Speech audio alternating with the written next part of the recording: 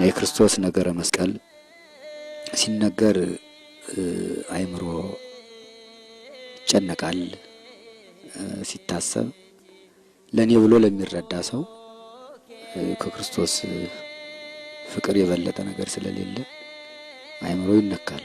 ቅዱስ ጳውሎስም ተናግሮታል። ከክርስቶስ ፍቅር የሚለየኝ የለም ብሎ ያሉትን ጸዋትወ መከራዎች ዝርዝሮ በሮሜ መልእክቱ ምዕራፍ 8 ላይ ሲናገር ትዝ ያለው ነው። እና የክርስቶስ ነገረ መስቀል በተለይ በፍጹማኑ ዘንድ ፍጹምነት ባላቸው ሰዎች ዘንድ ሲገለጥና ሲታሰብ ያሉበትን ያስረሳል፣ የት እንዳሉ ያዘነጋል። የተቀበለው መከራ ሁሉም ለኛ ብሎ ስለሆነ ለሰው ብሎ ስለሆነ ለሱ ቅንጣት ታህል ትንሽ ነገር ለሱ ከተቀበለው መከራ መስቀል ሁሉ የሚጠቅመው ወይም ይሆናል የሚባል ነገር ስለሌለ ሙሉ በሙሉ ለሰው ልጆች ስለሆነ ለአዳምና ለሔዋን መቸንከሩ የኔ ነው።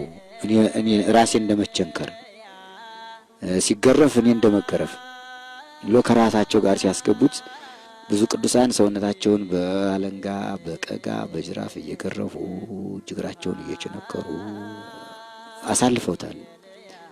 እና አቡነ ተክለ ሃይማኖት ጦር በፊት በኋላ በቀኝ መገራ ዘርግተው ሌሎችም ቅዱሳን አበው እና ነገረ መስቀሉ ከሊቶስጥራ እስከ ቀራንዮ ድረስ ያሉት የ14 ምዕራፎች ጸዋትወ መከራዎች ሲታሰቡ ኢየሩሳሌም ላይ በዕለተ ዓርብ በዕለተ ስቅለት የተደረገው ነገር ሰማይንም ምድርንም ያስጨነቀ፣ ሰማይንም ምድርንም ያሳዘነ፣ ፀሐይ ጨረቃ ከዋክብትን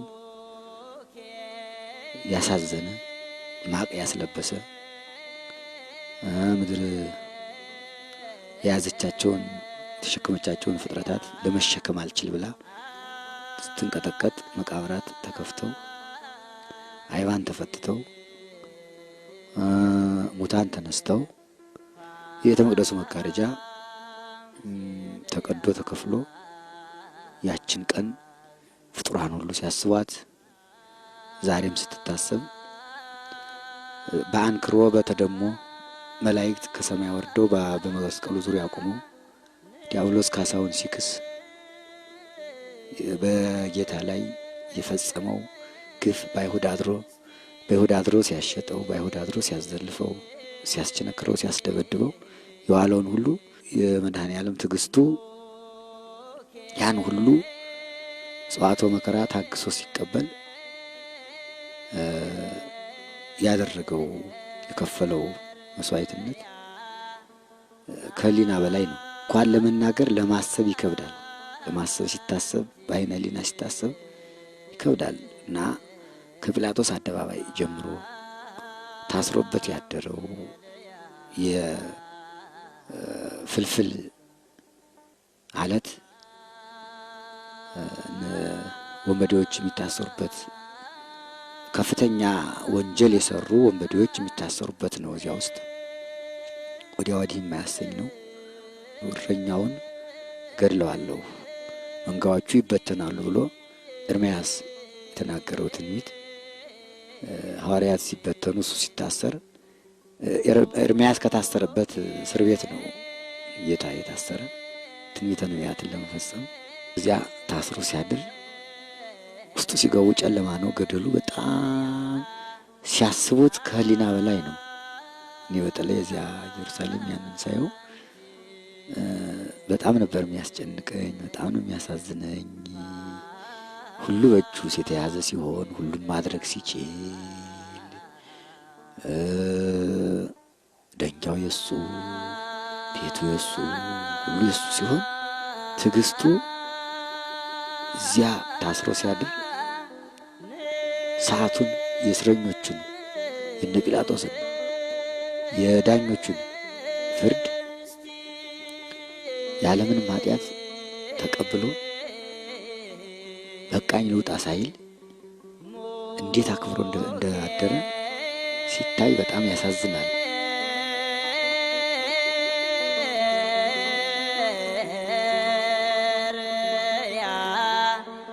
ከዚያ ወጥቶ ለጲላጦስ አደባባይ ሊቶስጥራ ለፍርድ ቀረበ። ያ ፍርዱ በሁለት አይነት ነው። ጲላጦስ ለመፍረድ ተቸግሮ ምንም አላገኘሁበትም እያለ ሲጨነቅ፣ አይሁድ ደግሞ እንደ ሕጋችን ሊሞት ይገባዋል እያሉ ሲጮሁ፣ ሲጠይቀው ጲላጦስ አትናገርም ሲለው ዝም። ተናገር እንጂ አንተን እኮ ነው የሚከሱ እነዚህ ሁሉ እየጮሁ ነው መልስ ሲለው ዝም። ሌሊት ከጨለማ ውስጥ ካደረው ታስሮ ካደረበት ትዕግስቱ ይልቅ ከጲላጦስ ፊት ማልዳ ቆሞ ያን ያህል ሲከሰስ አንድ ሰዓት እንኳን አይኔ በደለኛ አይደለሁም፣ ምንም ኃጢአት አልሰራሁም፣ እነዚህ የሚናገሩት ሐሰታቸው ነው ሳይል የተነገረውን ሁሉ የሚናገሩትን ሁሉ በትዕግስት ሲቀበል አርፍዶ ከነጋ በኋላ ፍርዱ ሲያልቅ ጲላጦስ ውሃ አስመጥቶ እጁን ሲታጠብ እኔ ንጹሕ ነኝ ከዚህ ሰው ደም እያለ ሲታጠብ ምንም ሳይናገር መስቀሉን ከሊቶስጥራ ተሸክሞ ወደ ቀራንዮ ሲሄድ የሶስተኛው ምዕራፍ ለመጀመሪያ ጊዜ መስቀሉ እንደተሸከመ የወደቀበት ነው። መስቀሉ እንደተሸከመ ወደቀ፣ ተነሳ። አራተኛው ምዕራፍ እመቤታችን ጋር የተያዩበት ነው። የጌታችን ነገረ መስቀል ሲነሳና እሱ ዕለተ ዓርቡ ጸዋትወ መከራ ሲነገር እመቤታችንም ትነሳለች። በተለይ የእመቤታችን ሐዘኗና ልቅሷ እዚያ ምዕራፍ 4 ተቦታው ላይ ሲደረስ የሕዝቡ ብዛት ለማየት የአይሁድ ወታደሮችና ዘበኞች ተመለሽ እያሉ ርኅራኄ እንዳይፈጸም እሷ ስታለቅስ አይተው ሌሎቹ ልባቸው ራርቶ እሱን እንዳይተውት እሷን መመለስ ነበር አማራጫቸው። የእሷ ልቅሶ የእሷ እንባ ሲወርድ ልጅና እናት ሊገናኙበት ያልቻሉባት ቀን ናት ያቺ። ዕለተ ዓርብ ስትታሰብ ልጄ ምንድነው ወዳው በደሉ በሀገር ዳኛ የለም ወይ ያለች፣ በደለኝ ያልበደለ ምንም ያልሰራ ሰው እንዴት ይፈረድበታል? እንዴት ይታሰራል? እንዴት ይወቀሳል? እንዴት ይከሰሳል? ዳኛ የለም ወይ ያለች የምትጠራ ነቢያትን ነበር።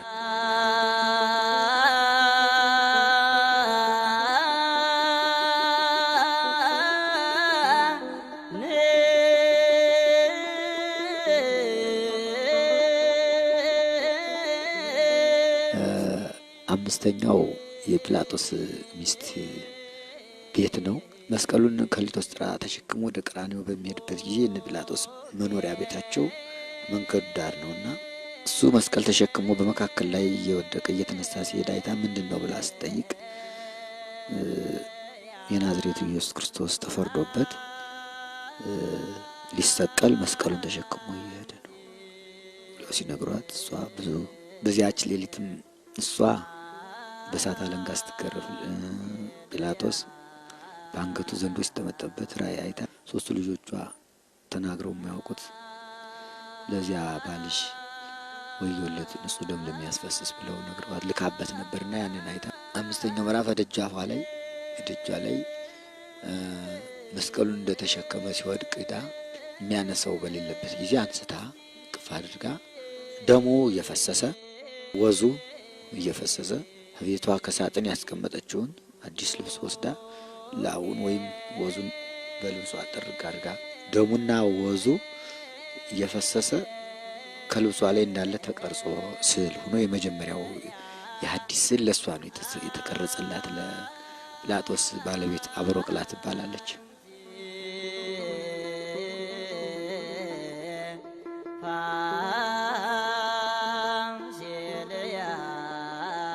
ስድስተኛው ምዕራፍ ስምዖን ቀሬናዊ ከበረሃ ውሎ ኋላ ሲመለስ መስቀል ተሸከም ብለውት መስቀል ያሸከሙበት ነው። ሰባተኛው ምዕራፍ ለሁለተኛ ጊዜ የወደቀበት ነው።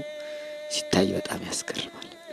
ስምንተኛው ምዕራፍ ቅዱሳት አንስት መንገላታቱ እየበዛ ሲሄድ ሲወድቅ ሲንገላታ ሲያዩት ያደረገላቸው በተለይም ከቅዱሳት አንስት ውስጥ ማርያም መግደላዊት 7 አጋንንት አድረውባት ዘመድ ሁሉ ጠልቷት ሰው ሁሉ አላስቀርባት ብሎ ከዚያ በኋላ ሀዳናት በኋላ እሱን እናት አባት አድርጋ ተከትላ ስለነበረ በተለይ እሷ አልቻለችም፣ ትጮህ ነበረ።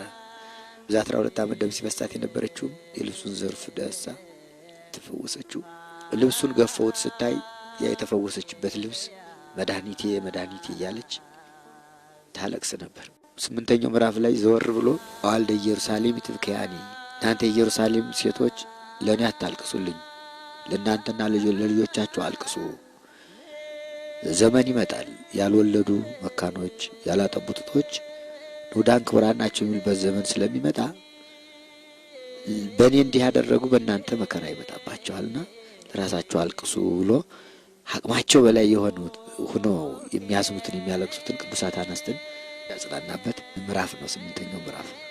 ምክንያቱም ቸር አምላክ ስለሆነ እኛን ለማዳን ስለሆነ ያን መስቀል ተሸክሞ የሚሄድ ያን ጊዜ እንኳን ያን ያህል መከራ እየተቀበለ ሐዘንተኞቹን ችግረኞቹን የሚያለቅሱትን ቸል አላላቸው።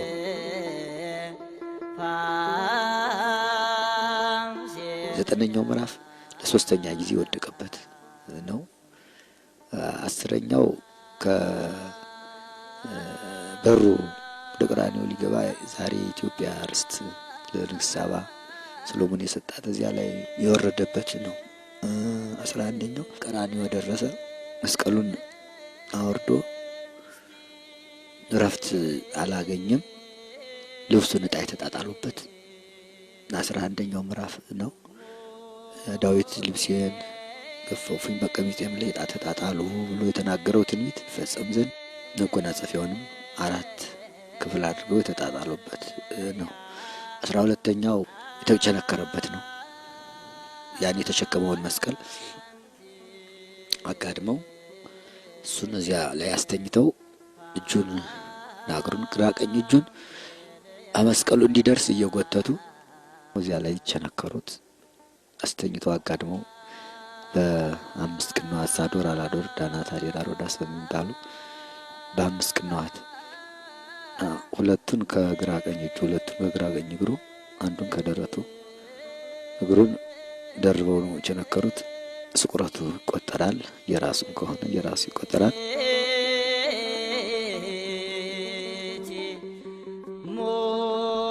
13ኛው ምዕራፍ ስቅላቱ ነው። እዚያ በኋላ መስቀሉን አቆሙት ቀራንዮ ላይ። መስቀሉ ተነስቶ በቆመበት ጊዜ 6 ሰዓት ሲሆን ከሊተ ጽርሐ እስከ ቀራንዮ ድረስ ያለው ጽዋዕትወ መከራ በመስቀል ተካተተ። በዚህ መስቀሉን ብድቅ አድርገው እሱ እንዳለ እንዳይናወጽባቸው ነው በመበቸንከር የቸነከሩት። በዚህ ጊዜ ሰማይ የተጨነቀች በዚህ ሰዓት ነበር። 6 ሰዓት ላይ ፀሐይም ለማየት ለማሳየት ብርሃኗን ከለከለች። ጨረቃው እንደመሰለች ከዋክብትም ረገፉ። በዚህ ጊዜ ዓለም በሙሉ በጠቅላላ ጨለማ ሆነ። ያን ጊዜ አምላክነቱን በመጠኑ ገለጠላቸው፣ ማሳወቃቸው። እስከዚያ ድረስ ትዕግስት አትግረፉኝ አትደብድቡኝ አላለም። የተነገረው ትንቢት የተቆጠረው ሰው ይፈጸም ዘንድ። በዚያ ሰዓት ግን ራቁቱን አድርገው ልብሱንም ተጣጣጥለው ሲገርፉት እስኪ ብርሃንና ጨለማን የሚለይ ማን ነው? የአይሁድ ንጉሳቸውን ሊስቀለው ሲላቸው ጲላጦስ አልብነ ንጉሥ ዘእንበለ ቄሳር ከቄሳር በቀር ሌላ ንጉሥ የለንም ብለው ነበርና መንግስቱን ገለጠ። ያን ጊዜ በ6 ሰዓት ፀሐይና ጨረቃ ፀሐይ ጨለማ ስትሆን ዓለም ጨለማ ሆነ። አይሁድም እጃቸው እንዳለ በኃጢአት ውስጥ በጨለማ ውስጥ በገሃነም ትኖራላችሁ ሲል ንስሐ ካልገባችሁ ጨለማ ውስጥ ትኖራላችሁ ሲል በቁማቸው በስጋቸው ጨለማ እናመጣ። ምስጢርም ነው። ምስጢረ ስጋው ደግሞ ነው። ስጋው ደግሞ በምስጢር ነው እንጂ በግልጽ አይደለም፣ እንደሌሎቹ አይደለም። የኢትዮጵያ ኦርቶዶክስ ተዋሕዶ ቤተክርስቲያን ሲቀደስ መንጦላይቱ እንደተጋረደ በምስጢር የሚደረገውም ያው ከ6 ሰዓት እስከ 9 ሰዓት ጨለማ ስለሆነ ያ የምስጢሩ አካሉ በጨለማ ስለተሸፈነ እንዳይታይ ለዚህ ነው። ምስጢርም ጭምር ነው። ሲያባላ እስከ 6 ከ9 ጨለማ ሆነ አረፈ። ያ ሲገርፉትም ሲቸነክሩትም ምን ሲሉትም የነበሩት ጨለማ ውስጥ ገቡ። መስራት አልተቻለም። እዚያ በኋላ አምላክነቱን ገለጠ። አምላክ ነኝ። አለዚያ በኋላ 9 ሰዓት ነፍሱን ከስጋው ለየ። ነፍሳትን ከሲኦል አወጣ። በ11 ሰዓት የመጨረሻው 14ኛው ምዕራፍ ግዝቱ ነው። ዮሴፍና ኒቆዲሞስ መጥተው ገነሱት። ጎኑን በጦር ተወጋ። አምላክነቱን ገለጠ።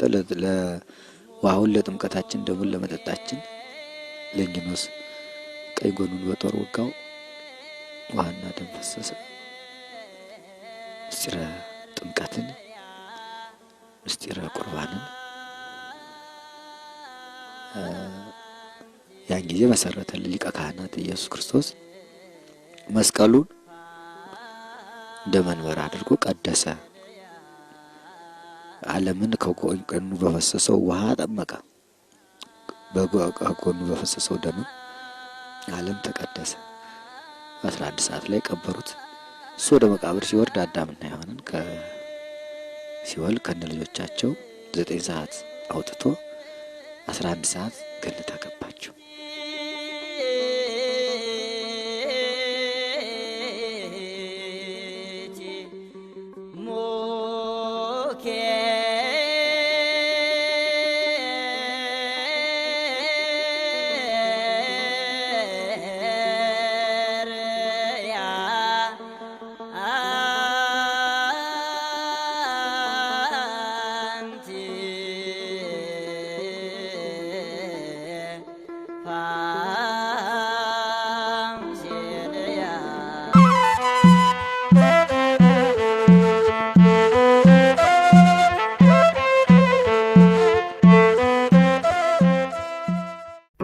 ንቁ ኦርቶዶክስ ተዋሕዶ የጸሎትና የንስሐ መርከብ ማህበር አገልግሎቶቻችን አረጋውያንና ሕፃናትን በወር $20 መደገፍ፣ ጥንታውያን የተዘጉ አብያተ ክርስቲያናትን ማነጽ፣ የአብነት ትምህርት ቤቶችን መደገፍ፣ ለክርስቲያን ወገኖቻችን የንስሐ አባትና ትምህርትን ማድረስ፣ በማህበራዊ ሚዲያ ትምህርት ወንጌልን፣ ስንክሳር በየቀኑ ክብረ በዓላትን ማስተላለፍ፣ በአዲስ አበባ ጀሞና ኮተቤ አካባቢ የሚገኙ አቅመ ደካሞች እናት አባቶቻችንን ሕፃናትንና ተማሪዎችን በቋሚነት በወር $20 በአመት $240 እንደግፋለን።